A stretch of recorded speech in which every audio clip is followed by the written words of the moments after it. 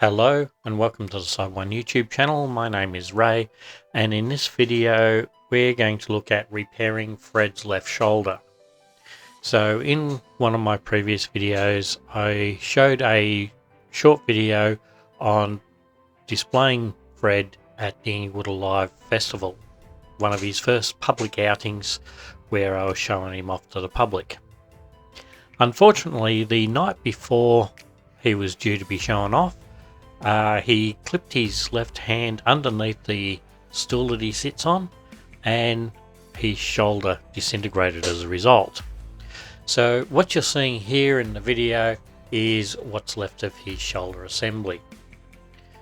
So on here we have the piece where the bolt goes through within the shoulder, and this is the one that swings up and down. These two pieces, and you can still see the My Robot Lab logo on there, are attached to this piece, and I did try and plastic weld it a few times, but that did not hold. The issue being, and you can see the infill inside here, where it kept on peeling out more and more of the PLA, tearing it apart further and further throughout the day. So I've decided to try and print this out using resin and give it a try. Since I'm using this as a demonstration robot to show how the robot works, I've printed most of it using a transparent or a clear resin. I'm using the Anycubic Tough Clear Resin, and we'll start right up here with this piece, and this is how it comes out without post-processing. So in my post-processing it makes it very clear. I didn't actually need this to be clear. It's inside the body of the robot where you don't really see it. It does poke up, but I think this makes it easier to actually see, and I may even put some paint on it at a later date just to make it easier to see it rotating. That connects to this servo, which is hiding around the back here. So we're going to pull it out of this PLA part and install it into a new servo holder. So this is the new one I've printed out. As you can see, it's reasonably clear. It's not glass-like, but it is very, very good. I've drilled out the holes a little bit, and I've installed M3 nutserts. Now, normally these are a heat set into our plastic, but with the resin you can't heat set it. So what I've done is I've drilled out the hole a little bit, sat them in place, coated it with a resin and cured that, and that's what holds that in place. So that'll hold our servo. I've then printed out the two holders for that, and I'll put on the video what they're called, and also these two parts here. Now, how about I bring this over to the camera better? So this is actually two parts it's printed as, and then once I've sat that in, I've actually put resin in there, sat it into place and cured it, and then I've coated over the top and the bottom with resin, which makes it a little bit clearer, easier to see what's on the other side. And that's so that when we put that onto the gearbox, which is a worm drive, you'll be able to see that operational. I've then printed out, and I haven't post-processed this much, as in I've not made it clear. What I've done here is I've actually painted it black on the top surface and on the outside edge, so it's easier to see it through the sides of the gearbox. That's driven by a worm, and I've painted the outer edge of that red so it's easier to see. And then the gearbox itself, or the housing for it, I've post-processed to make it reasonably translucent so we can see through. There's our mounting hole, so we can put our bolt through for it to pivot on. So when this goes in, you can actually see the gearbox rotating. And then when this one goes in,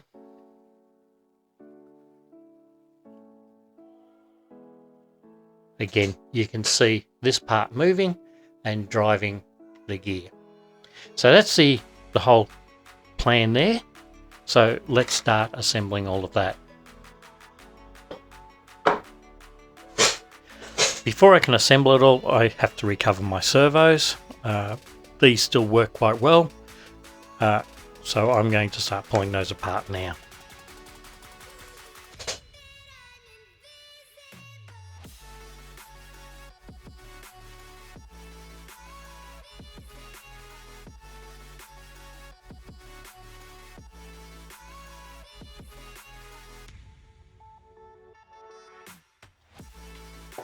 Now, because these are M3 screws, I can actually reuse those.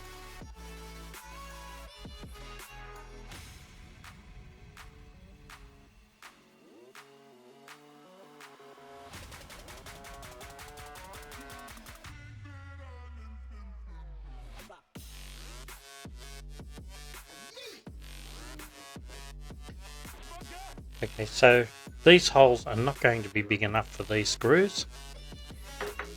And these screws we do know go through and into this and work.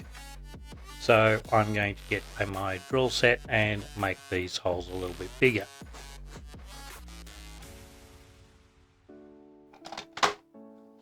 Now I'm going to use a metric drill guide to find out what size these screws are. And M3 will do.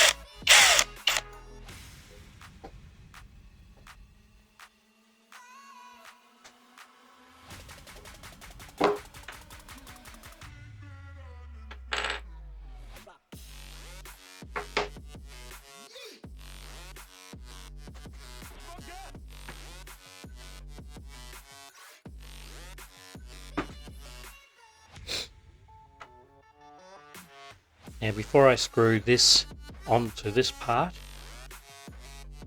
I'm going to put this screw in first. Now if you've got a very thin screwdriver, I've had this one for many years, it will fit down the hole and just poke out the end where the screw will live.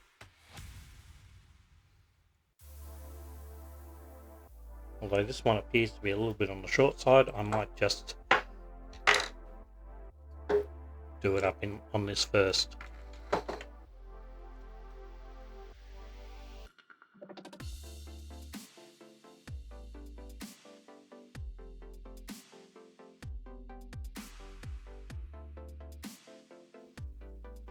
Now, if you are 3D printing this one from scratch using SLA, I did post-process this part to be reasonably clear. This is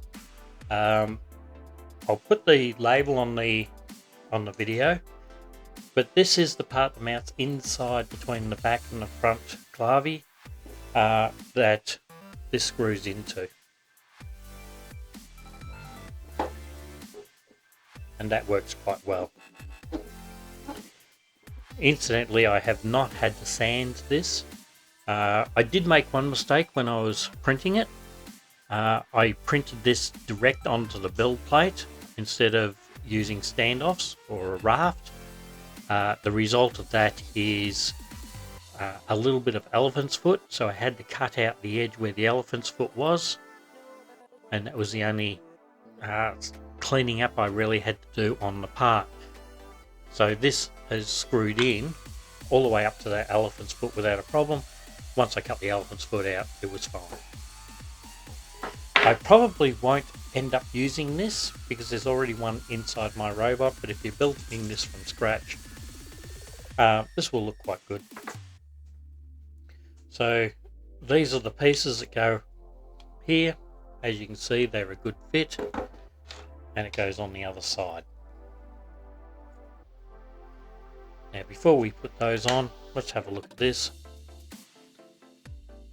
Now, one of the things I did discover, I used to think these were a 3mm screw. I've actually found that they're an M2.5. And what I've done with the gearbox base, this is drilled out to 2.5. Actually no, it's drilled out to 2mm, and then I've just threaded the M2.5 into it. It's not the strongest of connections, but these ones had provisions for M2.5 nuts. So I've put an M2.5 nut on the end. I've used an M2.5 screw, poked that through and pulled the nut all the way up. And it's hard to see, but it is in just here. And I've done the same for here and for one in here. This one's actually a little bit easier to see it in there. So when we take this piece, mount it on there, we can put those 4 screws in. This will be in a 20mm long screw. Now you need a 30mm screw, I believe it is. See if I can find my little measuring stick. You need a 25mm long screw. A 30mm would probably be better. I didn't have access to 30mm, so I've gone with 35, which will still fit. So I bought a pack of 35mm M2.5s. Now what we can do, this goes to the bottom.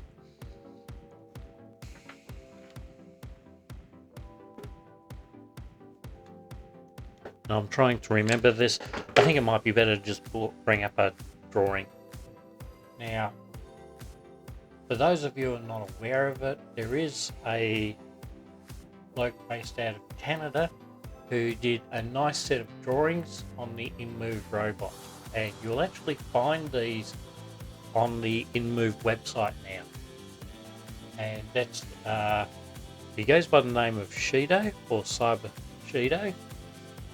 And you'll find him on the forums and Discord. He spends a lot of time in Facebook as well as on the Discord. Okay, so let's go over the names again since I've got the pictures in front of me now. So this is the servo holster that I've got the servo mounted in. That's a shoulder and bicep. So on the robot itself, this is between the clavy front and the clavy back.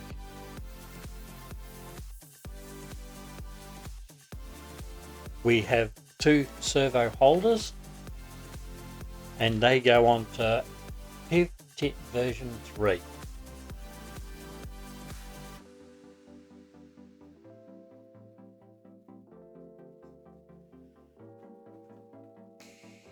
And it faces down, as does this part.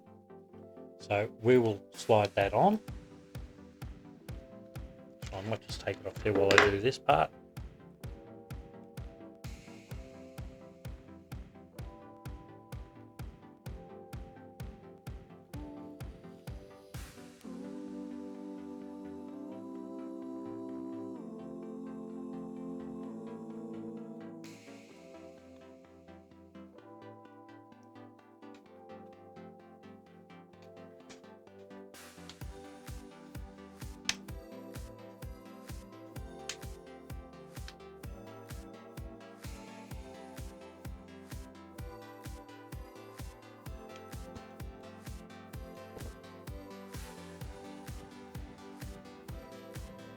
Okay, so that's this part assembled and ready to go.